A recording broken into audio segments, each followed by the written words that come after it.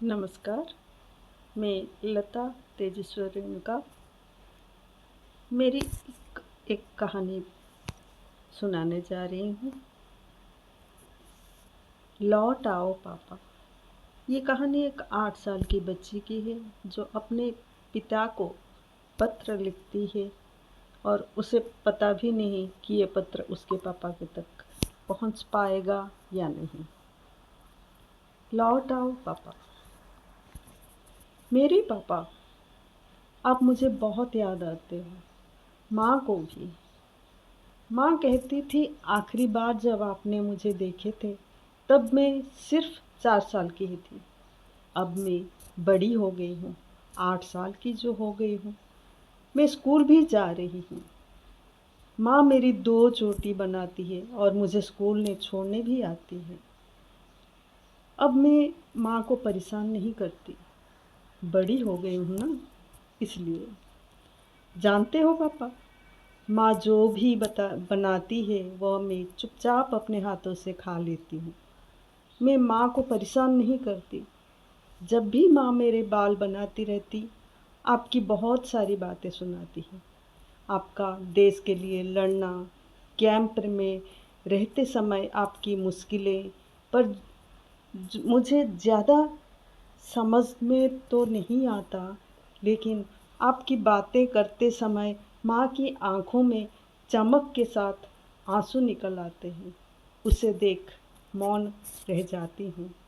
मुझे तो सिर्फ इतना ही याद है, जब भी आप आते थे, आप मुझे गोद में लेकर चांदनी रात में परियों की कहानी सुनाते थे। मेरे लिए रात भर जागते रहते। मुझे तो हल्की सी याद है, पर पापा, माँ की बातों में मैं रोज़ आपको सुनती हूँ और महसूस करती हूँ। मैंने जब भी होश संभाला है मैंने जब से होश संभाला है तब से आप एक बार भी घर नहीं आए। पर पापा, मेरी माँ की आँखों में रोज़ आपको देखती हूँ। जब भी वो मुझे गोद में लेकर खाना खिलाती है, आप ही की बात करती है। जब सुलाती है तब भी। उनका जीवन उन्हीं दिनों में कहीं रुक गया है, जिस दिन आप हमें आखिरी बार छोड़ गए थे। मैं तो फिर भी कभी नाराज़ हो जाती हूँ कि आप हमें यहाँ अकेले छोड़ गए। लेकिन माँ तो ये भी नहीं समझती कि आप हमसे दूर हैं। वो तो सारा दिन आप ही से बात करती रहती है। तब से आज तक माँ आप ही के ख्याल में जी रही है। पापा, इस महीने मेरा जन्मदिन है, याद है ना आपको? मेरे दोस्तों ने बताया है कि आपको पाकिस्तानियों ने कैद कर लिया है और आप कभी नहीं आओगे। लेकिन पापा, मुझे यकीन है आप आओगे। इस जन्मदिन पर मैं माँ को आपका तोहफ़ा देना चाहती हूँ। मुझे बहुत दुख सहा है माँ ने। पहले तो माँ मुझे सुलाने के बाद तकिए पर सिर छुपाकर रो लेती थी, लेकिन अब तो माँ की आँखों में पानी भी सूख गया है।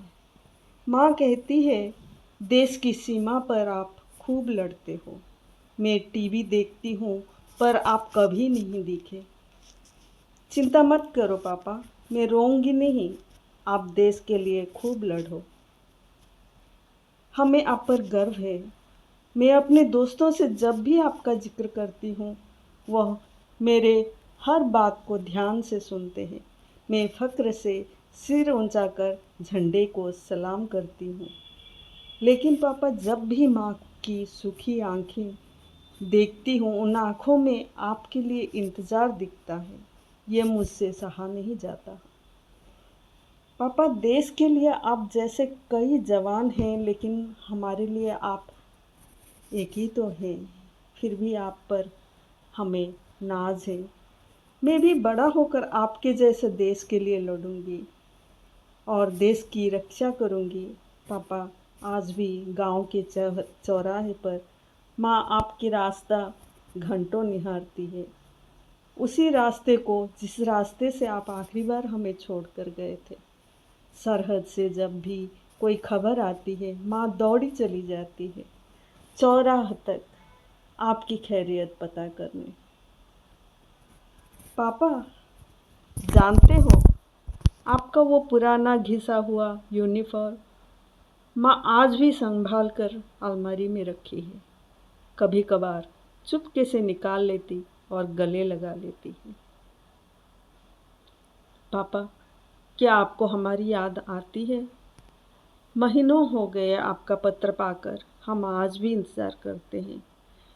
पापा, पता है गली के कोने में रघु चाचा जिनकी राशन का दुकान है, माँ के मना करने के बावजूद हफ्ते में एक बार घर में राशन डाल कर जाते हैं। हमें गली मोहल्ले के लोग बहुत इज्जत करते हैं। माँ स्कूल में टीचर बन गई है और महीने के अंत में ही राशन का पैसा चुका पाती है। पापा, मैं जन्मदिन कभी नहीं मनाती, लेकिन इस बार मुझे पूरा उम्मीद है आप आओगे, इसलिए इस साल जन्मदिन ज़रूर मनाऊंगी। हमारे चारों ओर चाहे कितने भी लोग हो, आपकी कमी बहुत महसूस होती है। आप मेरे प्यारे पापा जो हो। जब तक आप मुझे अपनी गोद में ना लोगे, तब तक मैं अपना जन्मदिन नहीं मनाऊंगी। पापा, यहाँ के सब लोग बहुत अच्छे हैं। स्कूल जाते वक्त हम जब बाहर निकलते हैं, रिक्शे वाला अंकल हमें अपने रिक्शे में छोड़ने आते हैं। जब माँ पैसा देती है तो वो कहते हैं जब आपके पापा हमारे लिए सरहद पर लड़ते जान दे सकते हैं, तो क्या हम आपके परिवार के लिए इतना नहीं कर सकते? माँ भी नहीं मानती, पैसे दे ही देती है। बहुत अच्छे लोग हैं पापा। दादा तो बहुत पहले चल बसे थे।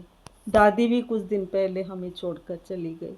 माँ बहुत अकेली पड़ गई है।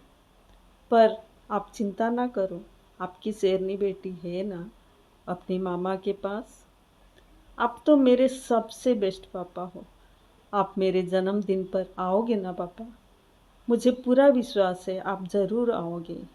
माँ कहती थी पहाड़ों के बीच घुटनों तक के बर्फ़ में आपकी सेना छावनी है। जहाँ आप रहते हो, आपको हमारी याद आती तो होगी ना पापा?